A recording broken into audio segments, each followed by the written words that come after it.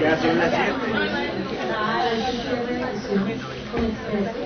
En donde como lo ya trabajado y cada uno lo ha trabajado con sus facilitadores, cáncer de seno, y adicional a esto pues han recibido clases magistrales que les redondea un poco más, de forma más completa, la idea del tema. Se resolverán estas dudas y es importante que ustedes tengan en cuenta que deben seguir con atención las respuestas que den sus expertos, y dado el caso, si quieren complementar o si quieren buscar una profundización en cada uno de los temas, pues de una vez pueden ir alzando la mano y vamos a irlos ubicando para solucionar esas dudas. Quiero recordarles también que el cuerpo de preguntas que ustedes directamente realizan lo vamos a hacer al final de sesión. Ahorita vamos a desplegar las preguntas que ustedes formularon con sus facilitadores. ¿Listo? Para que tengamos ese orden. Bien, vamos a hacer entonces la presentación de los expertos. La mayoría de docentes ustedes ya los conocen, entonces tenemos con nosotros al doctor Yuri Bustos, que nos va a acompañar en las preguntas de clínica. Tenemos a la doctora Ana Isabel Gómez Córdoba, que nos va a acompañar con las preguntas de profesionalismo y también de manejo de paciente dentro del nuevo Trivium. Tenemos a la doctora Angélica María Telles, que nos va a acompañar con las preguntas de ciencias básicas. Claudia Margarita Cortés, con preguntas de sociohumanismo. Y a quien entonces presento es antropóloga de la Universidad de los Andes, magíster en Salud Pública de la Universidad Nacional de Colombia, candidata a PhD en Salud Pública de la Universidad Nacional de Colombia, actualmente profesora auxiliar de carrera de la Escuela de Ciencias Humanísticas. Sus temas de interés son la historia y los aspectos culturales del cáncer, la historia de la salud pública y de los sistemas de salud, la historia de la medicina, los estudios de género, cuerpo y salud y la historia del control natal en América Latina. Actualmente es miembro activo de los estudios del Grupo de Estudios Sociales de las Ciencias y la Tecnología de nuestra universidad. Tenemos también a la doctora Yubi Marcela Galvez, Bermúdez, que nos va a apoyar en las respuestas de las ciencias básicas.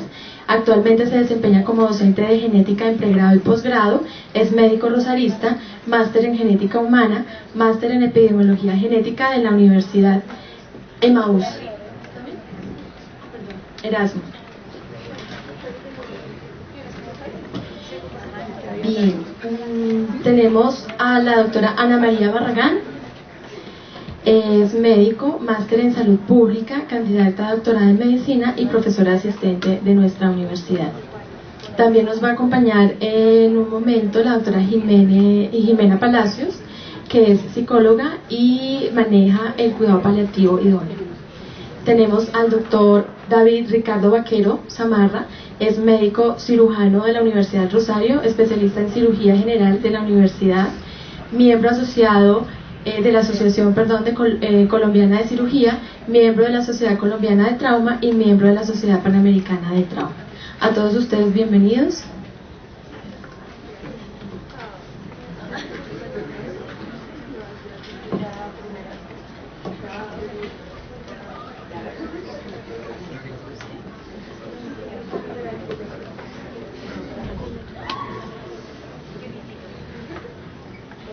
Bien, para comenzar entonces vamos a recordar el caso clínico que hemos trabajado en estos días. Bueno, lo voy a leer para que todos refresquemos la memoria. María es una mujer de 45 años, casada y madre de 2 niñas, quien durante el baño se palpó una masa en su seno derecho, por lo cual consultó a su médico. Como la masa no era evidente, se le ordenó una mamografía que demostró una pequeña masa en su seno derecho. A raíz de los hallazgos se le practicó una biopsia de la masa que diagnosticó la presencia de cáncer. María estaba muy triste. Su madre había muerto por cáncer de seno. Su hermana había tenido cáncer de seno también, que había sido controlada con tratamiento, y para hacer las cosas peor, su médico no fue lo suficientemente considerado al darle la noticia. María solicita no contarle a su esposo. Explique las bases científicas de la enfermedad de María. ¿Listo? Bien, antes de abrir el panel de preguntas y comenzar con las 3 primeras preguntas del PCM que tuvieron un porcentaje inferior al 30% en sus aciertos, ¿cierto? Les informo que el promedio de la calificación obtenida para la totalidad de los estudiantes fue de 4. Sabiendo esto, entonces vamos a comenzar con las preguntas que tuvieron menos del 30% para que los expertos, comenzando con los expertos que nos apoyan en clínicas, nos puedan contestar si son tan amables. Voy a comenzar con la pregunta 13 del PCM y dice: en el carcinoma ductal in situ, ¿cuál de los siguientes exámenes diagnósticos es inicialmente el más importante? Seleccione una respuesta. Les voy a leer entonces las opciones que presentaba el examen: la mamografía diagnóstica bilateral, el estudio de receptores del tumor, la resonancia magnética nuclear, la historia clínica y el examen físico. El estudio histopatológico. La respuesta correcta que aparece en el examen es la historia clínica y el examen clínico. Entonces, si son tan amables los expertos en clínicas y nos pueden complementar esta respuesta, gracias. Claramente los emergenciólogos no somos expertos en cáncer de mama, ¿sí? Pero desde la parte, nosotros estuvimos mirando, esta es una pregunta que diseñó el doctor Quintero, y de pronto lo que estábamos discutiendo con el doctor Vaquero hace un momento es que de pronto puede confundir un poco que ya tenga el diagnóstico hecho, ¿sí?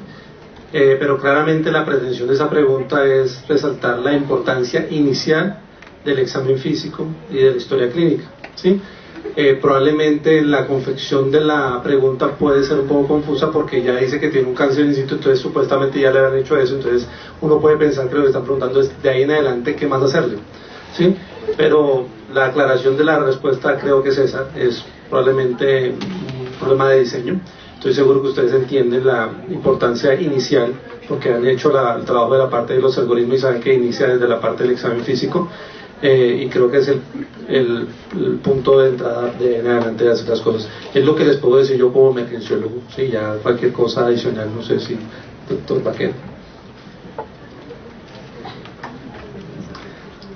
Completamente de acuerdo con el doctor Bustos, pues el punto de confusión está claro, pero el mensaje para todos ustedes es que el acercamiento a nuestros pacientes siempre debe ser haciendo una correcta historia clínica y seguida de un adecuado examen físico, ¿no? De acuerdo a la sospecha diagnóstica que obtuvimos de la conversación con la persona.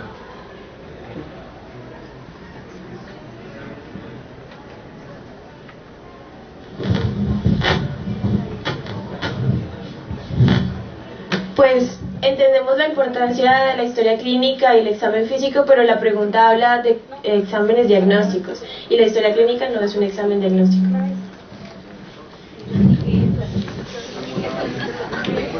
Cuando uno empieza a hacer la anamnesis, empieza a hablar con el paciente, escucha su queja y empieza a explorar esa parte, uno hace un diagnóstico que confirma inicialmente con el examen físico, ¿sí? Entonces, y con los datos que uno pide adicionales. Entonces, aunque no es un test adicional que cuesta dinero y esas cosas, sí se considera que uno primero crea una probabilidad pretest basado en los datos clínicos de lo que habló con el paciente, y algunas cosas se pueden confirmar perfectamente de forma clínica. Entonces, sí se considera. Si ustedes leen un libro que es el libro de exploración física de McGee, él te va, en ese libro que es un libro de semiología, te va a mostrar claramente esa parte, que es como uno, a partir de la historia, hace una sospecha clínica y el examen físico tiene unos valores de sensibilidad y especificidad y rendimiento como prueba diagnóstica. Entonces sí se debe considerarse una prueba diagnóstica.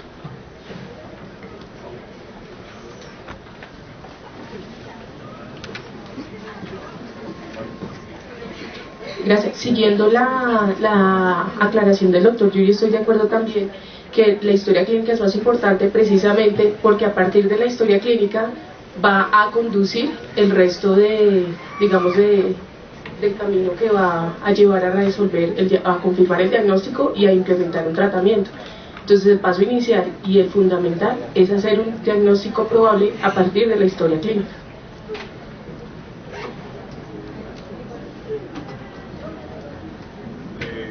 Uno como médico, o sea, colocando en el contexto, ¿cómo saben ustedes a partir del examen físico que es un carcinoma ductal?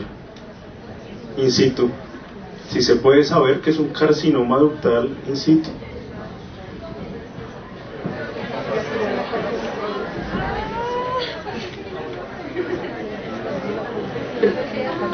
Yo no quiero precisar sobre el diagnóstico específico.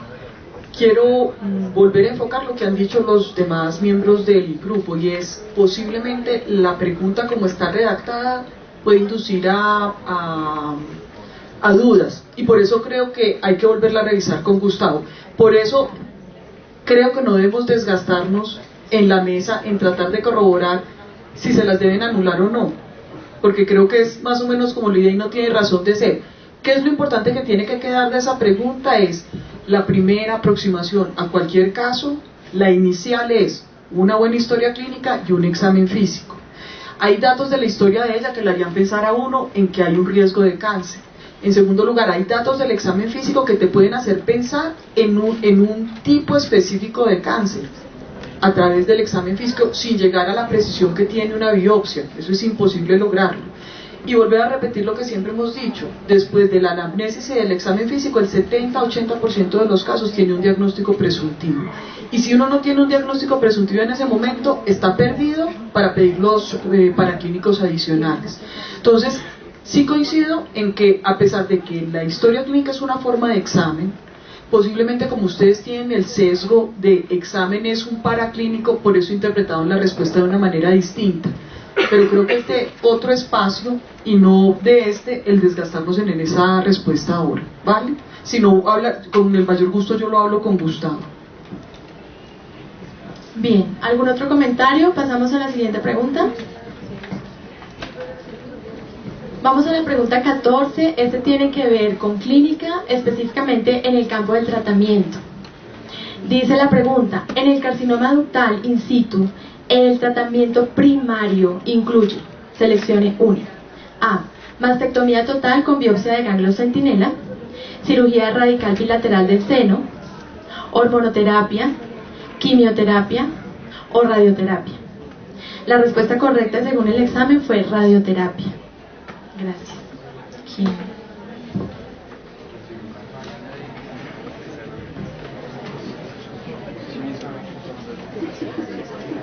Para el carcinoma ductal in situ,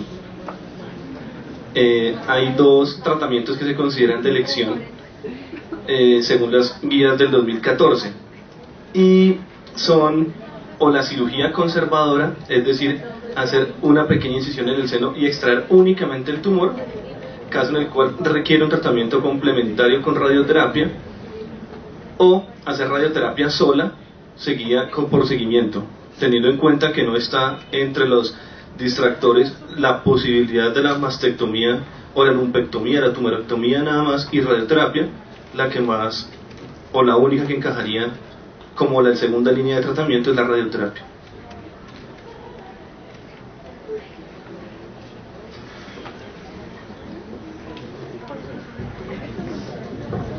Pero bueno, es que en ciertos casos, pues primero no sería necesario como determinar si hay invasión metastásica hacia los ganglios como adyacentes al tumor, y pues no sé, es que nosotros ayer leímos también que en algunos casos como que la tasa de sobrevida después de 5 años no aumentaba significativamente cuando se hacía radioterapia, sino que realmente lo que aumentaba la tasa de sobrevida en los pacientes que tenían ese cáncer in situ era la remoción del tumor y la remoción del tejido adyacente para evitar como posibles metástasis invisibles. Entonces pues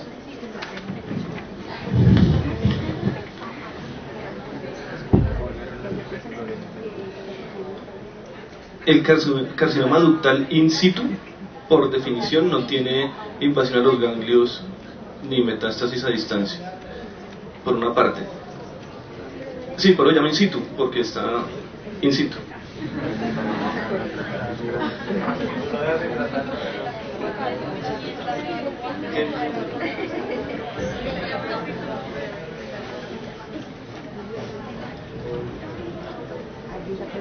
Nosotros cuando hicimos la investigación y empezamos a leer varios artículos, nos dimos cuenta que sí, la radioterapia era una forma de tratamiento, más sin embargo no era la más frecuente, porque la más...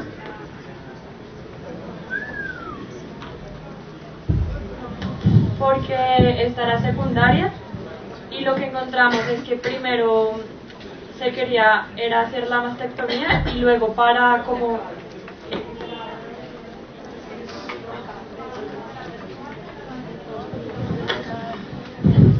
Sí, eso es cierto. La primera línea de manejo, y más en mi caso que soy cirujano, pues por supuesto es la cirugía, una cirugía conservadora, o sea, no quitando todo el seno, sino solamente el tumor, pero debe recibir radioterapia complementariamente. Pero esa respuesta no está entre los distractores, ¿cierto? Y el otro posible tratamiento, que no se da en los pacientes más jóvenes, sino posiblemente en los pacientes con alto riesgo quirúrgico, es una persona que tiene muchas enfermedades, por ejemplo, y no es candidato a cirugía, o sencillamente no quiere la cirugía, que es respetable. Entonces otro tratamiento que se puede ofrecer es radioterapia sola, que no es tan efectiva como la cirugía seguida por radioterapia. O sea, entre los distractores que hay, la mejor respuesta es radioterapia, porque se puede dar quimioterapia sola, no es un tratamiento, hormonoterapia sola no es un tratamiento, cirugía radical bilateral no es indicado porque requiere una cirugía de solo el tumor, y la radicalidad pues implica dos senos, quitar los músculos y todo, pues es demasiada cirugía para una enfermedad localizada. Y la cirugía con biopsia del ganglio centinela tampoco está indicado porque es in situ, y si es in situ sabemos que no hay invasión a los ganglios. Entonces la única respuesta, en mi concepto, sin ser la mejor opción de tratamiento para este paciente, en este caso y con estos distractores, es la radioterapia. Claro, si hubiera estado ahí lumpectomía o tumorectomía o cirugía localizada o cuadrantectomía seguido por radioterapia, esa sería, pero es que no está.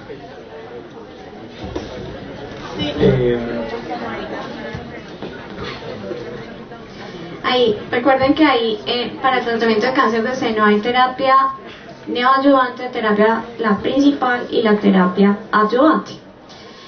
En la terapia principal, cuando es un carcinoma, digamos en este caso localizado, cuando yo voy a hacer una mastectomía parcial, no es radical, entonces siempre va a radioterapia. Radioterapia y cirugía conservadora van como terapia principal, juntas siempre. O sea, radioterapia ahí no sería un ayudante, la ayudante la tenemos quimioterapia, hormonoterapia, ¿sí?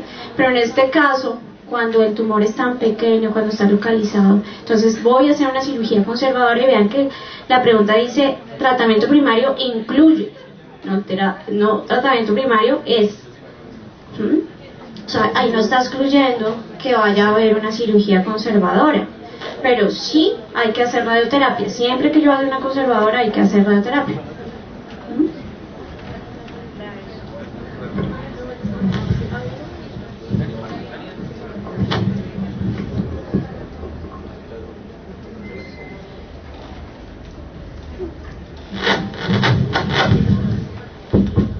Pero sin embargo, digamos, el cáncer es de gran proporción, digamos, ya tiene piel naranja y le cubre gran porcentaje del seno, puede seguir siendo in situ, pero igual está cubriendo gran porcentaje del seno. ¿Ahí no se haría una mastectomía?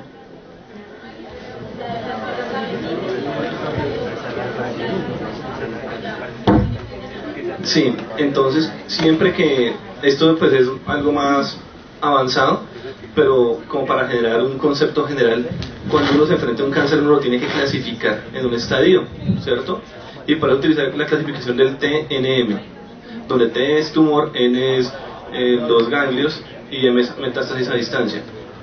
Si usted tiene una T, para hablar del tumor primario, que ya está involucrando la piel, o sea, tiene piel de naranja y todo eso, entonces eso lo convierte de inmediato en un T4, pues que es avanzado, pero o sea, no es in situ.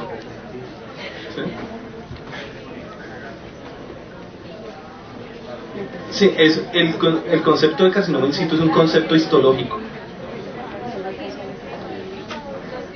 T in situ significa un T1 in situ, es T1.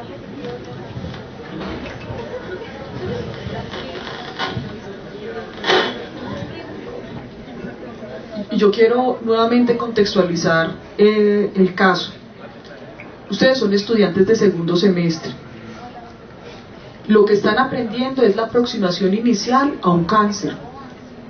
Están entendiendo, fíjense, las preguntas apuntan, ¿qué es lo más importante? Historia clínica de examen físico. Segundo, entender que hay unas aproximaciones médicas y quirúrgicas, y dentro de las médicas está la radioterapia, y dentro de las quirúrgicas el concepto que están aprendiendo es que debe ser proporcional al riesgo la intervención que uno va a hacer. Por eso no se quita el seno completo, sino que se quita una porción y se hace radioterapia. Luego, en este momento, tratar de adquirir ustedes los conocimientos que van a tener cuando estén en cirugía, y recuerden ustedes que el aprendizaje es en espiral. Luego, ahora estamos viendo unos conceptos y ustedes van a ver progresivamente otros, no tiene razón de ser.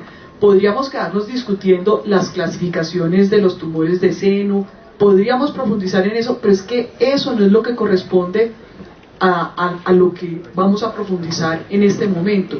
Eso lo van a ver, para que lo tengan en cuenta en la manera como vamos a hacer las preguntas, porque si no es tratar de ver uno todo cáncer de seno en segundo semestre en una sesión con expertos, y es desperdiciar la sesión con expertos, ¿vale?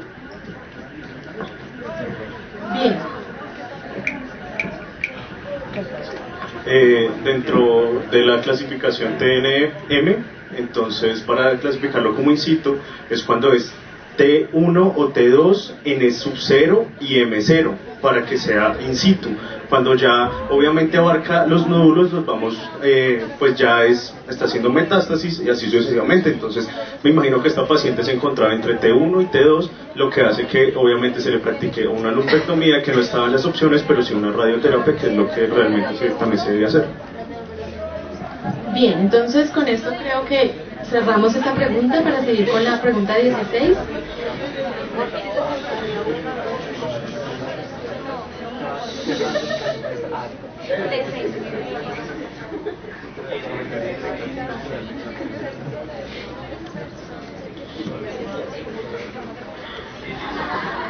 Y creo que es otra cosa importante a tener en cuenta. Hay unas patologías en las cuales las aproximaciones terapéuticas cambian muy rápidamente. Por eso ustedes deben mirar el año y la fuente de donde están leyendo. Porque posiblemente alguien pudo haber leído lo mejor que se le hace es mastectomía radical y aumenta la sobrevida, pero eso fue hace 5 años. Y hace 5 años posiblemente ya no sea la mejor opción terapéutica para ese paciente en este momento. Entonces, no sé, te voy a dar el micrófono es para que repitas la fuente de las guías que estaba citando. Las guías de cáncer se llama NCCN. Así las encuentran, solo pongan NCCN en Google y ahí ya les bota la página principal, y son gratis para todo el mundo. Eso es gratis, uno no tiene que pagar nada por eso, y son de fácil acceso. Ustedes solamente ponen la página NCCN Google, entran a la página principal y ahí sale las guías actualizadas por órgano, y todas solamente clic y ya están ahí.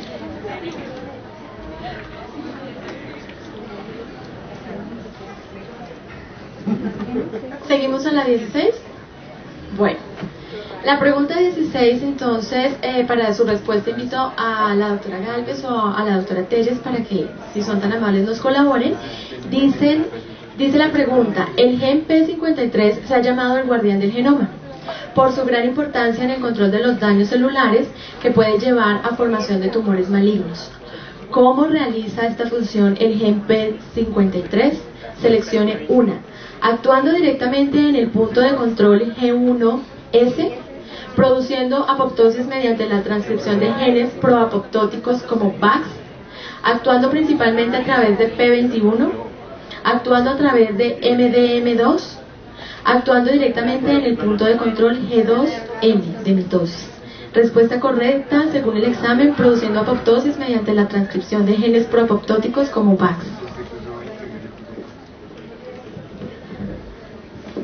Bueno, solamente para que recordemos, el gen P53 es un gen supresor tumoral que está regulando el paso en el ciclo celular, aquellas células que están que tienen mutaciones o que tienen alteraciones que no son, digamos, compatibles con la replicación normal del DNA, deben entrar en apoptosis. Entonces el gen P53, como regulador del ciclo celular, verifica que no haya este tipo de mutaciones y genera mecanismos proapoptóticos, en este caso a través de VAX, como lo dice la respuesta, generando que la célula no siga en el ciclo celular, sino que entre en apoptosis para que haya una muerte celular programada de una célula que es portadora de una mutación y no haga proliferación.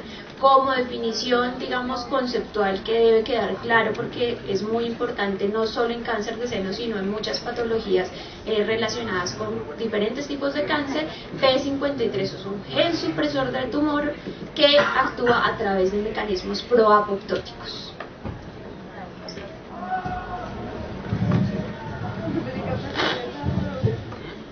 Pues lo que yo tenía entendido es que el P53 puede actuar en el control de células tumorales, tanto haciendo apoptosis como parando el ciclo celular mediante P21. Entonces, ¿no podrían ser ambas? No, el principal mecanismo de P53 es el mecanismo proapoptótico, definitivamente.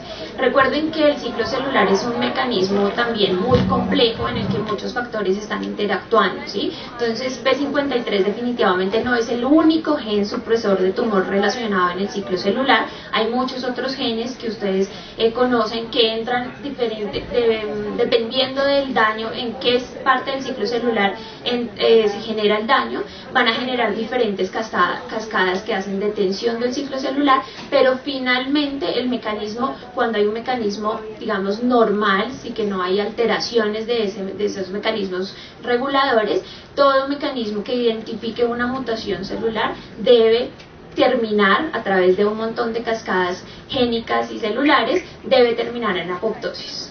¿Sí? Entonces ese es el mecanismo principal por el cual actúa P53, gen proapoptótico.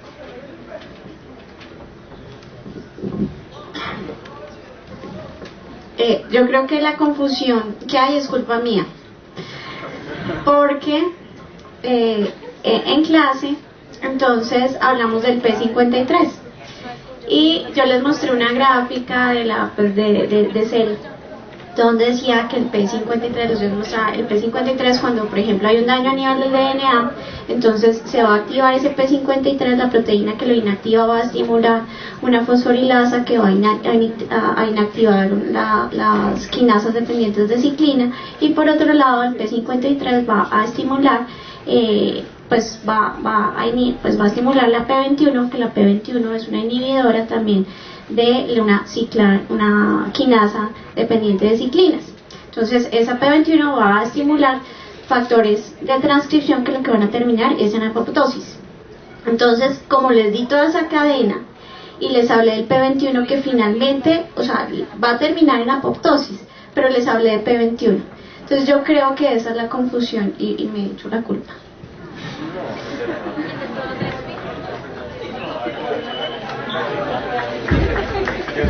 Estoy de acuerdo, y digamos que nada, lo que la doctora dijo es mentira, evidentemente eso es cierto y son cascadas moleculares, pero la respuesta es muy clara, dice actuando principalmente a través de P21, y eso lo haría una respuesta no válida. No es cierto que P53 actúe principalmente a través de P21, no es cierto. Hay otros mecanismos principales que genera P53 cuando identifica una mutación celular. Acá. Pues yo leí ayer de la célula de Cooper y decía literal en el texto que sí codifica para P21 y que P21 va a inhibir la ciclina y va a detener el ciclo celular. O sea, si estamos hablando de una pregunta de respuesta múltiple, no es mejor respuesta corta, debería ser solo una válida. Ahí estamos diciendo que son dos válidos. Yo entiendo tu punto de vista, pero cuando la pregunta dice actuando principalmente a través de P21 es una respuesta que es incorrecta, ¿sí? Si la pregunta o la respuesta más bien dijera actuando a través de P21, eso sería una respuesta válida, que es menos válida que la anterior. Pero cuando uno dice actuando principalmente a través de P21, deja de ser válida en mi concepto. No sé si alguien opina.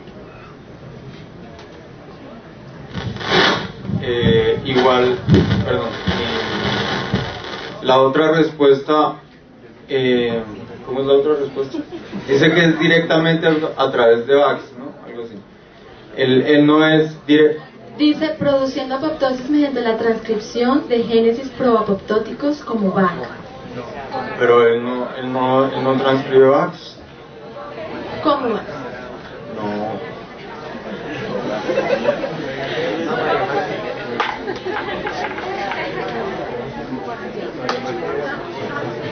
Bien.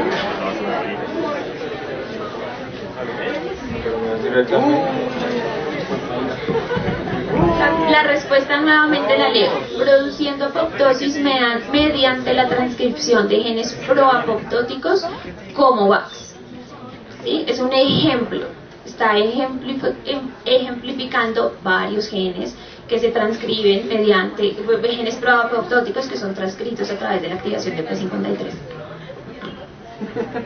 O sea, yo entendí aquí que, directamente P53 genera la transcripción de VAX, y eso no es cierto. Pero eso no es lo que dice mi concepto tampoco. Pues yo lo entendí así.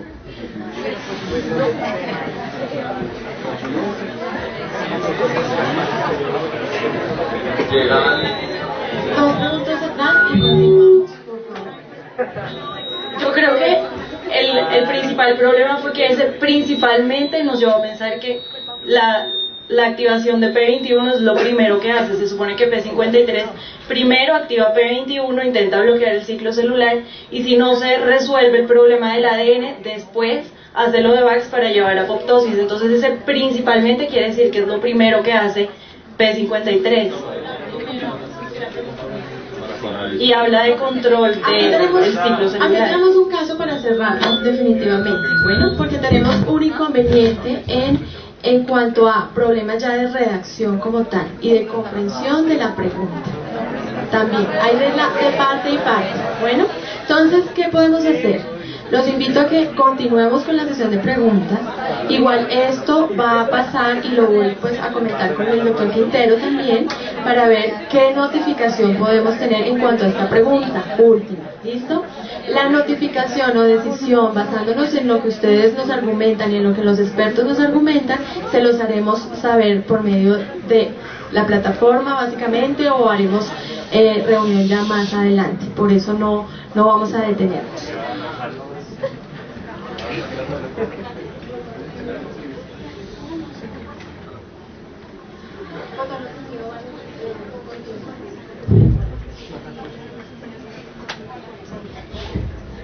Hay una cosa importante, los expertos, la idea es que les están explicando cómo es, ¿sí?, el proceso, y sirve para eso, para que si tienen alguna duda del proceso genético, farmacológico, que sea, lo puedan aclarar. Pero no estamos de pronto para discutir la pregunta, porque los que estamos aquí muchas veces no le hicimos, y probablemente si detectan que hay un problema en el diseño de la pregunta, pues se irá a la oficina del doctor Quintero y revisarán la calidad de la pregunta o de la respuesta o de las posibilidades. Pero nos estaba enfrascando en si quedó bien hecha la pregunta o no, cuando creo yo, desde mi ignorancia, desde lo genético, ¿sí?, que se están dando unas explicaciones adecuadas acerca del proceso, y que si quieren de pronto una explicación más detallada del proceso, pues la hagan de una vez la pregunta del proceso y no la validez de la respuesta. Creo que no se trata de eso, ¿no? Recuerden ustedes que por reglamento hay dos espacios: el de revisión, que se puede hacer individual o en conjunto, el de retroalimentación, el de revisión, y el de segundo calificador. El preguntarle uno al docente sobre la manera como está construida la pregunta, y si entra duda, se hace en el espacio de retroalimentación. Si uno tiene dudas frente a la calificación de uno, pide revisión, y si persiste la duda, pide segundo calificador. Pero una sesión de expertos no es un espacio de retroalimentación de una pregunta. Entonces, si hay dudas, por favor se las hacen llegar al doctor Quintero frente a la redacción, porque si no, desperdiciamos nuevamente el espacio en argumentar sobre una pregunta que ustedes tienen ese espacio en la retroalimentación. Bien, entonces vamos a continuar. Voy a comenzar invitando entonces a los doctores que nos apoyan en las preguntas de clínica. Teniendo en cuenta que el algoritmo diagnóstico para el cáncer de seno en Colombia es muy general e inconcreto, ¿cuál seguimiento proponen ustedes para diagnosticar y clasificar apropiadamente esta enfermedad? Esta pregunta surge de un estudiante en particular. Él la envió por correo Entonces la exponemos aquí porque él hizo una revisión a nivel nacional y encontró que esos algoritmos variaban en cuanto a los algoritmos que se manejan a nivel mundial. Entonces, solamente como para discutir ese procedimiento o esa pauta correcta a seguir. Gracias.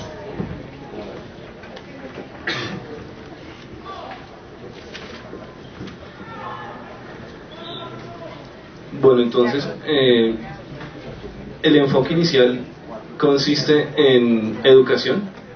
Pienso que todo arranca desde ahí. Se tienen que instalar programas educativos a la población general, recalcando la importancia del autoexamen de senos, de la vigilancia y de detectar factores de riesgo. Después de esto, hay medidas de tamizaje para encontrar a las personas que tienen la enfermedad y que son asintomáticos, y en lo que ha demostrado en salud pública que es eficiente es la realización de mamografía en todas las mujeres que superan los 50 años. Con estos dos digamos abordajes iniciales, educativos y de detección, ya se entra en un programa diagnóstico y terapéutico que debe implicar la estadificación de la enfermedad, el tipo histológico y sobre todo la extensión, que incluye exámenes sistémicos para detectar si, digamos, el TNM del tumor, y de acuerdo a eso pues proponer el tratamiento, que puede incluir la cirugía, la hormonoterapia, radioterapia, quimioterapia y manejo del dolor, cuidados paliativos de acuerdo a la enfermedad, al estadio de la enfermedad. No sé si a grandes rasgos aclara. Yo no sé de esto. Estuve mirando las guías que encontré como del 2012, hay una publicación del 2013 colombiana que decía no oficial, además en la página creo que del ministerio. Entonces, y cuando uno ve un mar de algoritmos impresionantes que son muy difíciles de entender, pero que probablemente están más para apoyar todo el sistema de salud en qué hacer en la enfermedad en cada uno de los niveles y los casos específicos, y probablemente creo que sale del foco de la atención inicial y por eso son difíciles de entender. Entonces creo que tienen que mirar con mucho cuidado eso, además que tiene un desfase en años con respecto a las guías internacionales. Entonces creo yo que no es fácil interpretar de eso uno solo, y por eso es importante cuando uno mira eso entender a qué parte del momento de atención del paciente corresponde cada algoritmo, porque son bien difíciles de entender. Yo estoy estudiando también un poco, y generalmente lo que el enfoque general será va a ser un examen físico, una historia clínica, y tratar de establecer clínicamente de forma inicial si tiene características de ser una masa maligna o benigna, ¿sí? Si tiene características de ser una masa maligna, probablemente tenga que ir rápido a una imagen, la cual definirá dependiendo de las características del paciente, entendiendo que los pacientes más jóvenes la densidad de los tejidos mamarios hace que la mamografía no tenga un tan buen rendimiento, y probablemente en otras edades por debajo de los 70, 50, 70 que la mamografía sea un poquito mejor, pero usted toma una imagen para tratar de mirar y confirmar si es o no maligna, y de ahí en adelante generalmente van a ir a una biopsia. Y está al otro lado los pacientes que aparentemente no son malignas, ¿sí? Y entonces uno le hace también, pero tiene una masa. Entonces, dependiendo el momento que usted haya examinado al paciente y su momento de su ciclo menstrual, usted puede volver a reexaminar al paciente para tratar de descartar otras causas diferentes por la cual siente una masa y de pronto dolor o algún síntoma, o hacerle un seguimiento posterior. Le puede hacer una imagen también. Si la imagen es quística, usted puede hacer una aspiración de ese quiste, y si las características son hemáticas de esa aspiración, casi que todo lo hemático que uno sabe cuando sospecha de cáncer suele ser cáncer, o puede ser cáncer o tuberculosis y otras cosas, pero cáncer en este caso, y en ese caso pues debería ya llevárselo al cirujano, al experto en la materia, si usted aspira al quiste y el quiste vuelve a recidivar, pues probablemente haya que quitar ese quiste, ¿no? Pero básicamente es como el enfoque más general. Uno iría como hasta esa parte. Pues ustedes que van a estar en la atención primaria inicialmente, en medicina no hacemos este tipo de cosas, pero ustedes deben tratar de identificar clínicamente si es maligno o benigno y tratar de pedir los estudios diagnósticos que generalmente va a ser la mamografía o la ecografía, y en adelante definir si requiere una biopsia o no, si les corresponde dentro del sitio que van a trabajar a hacer ese tipo de cosas o no.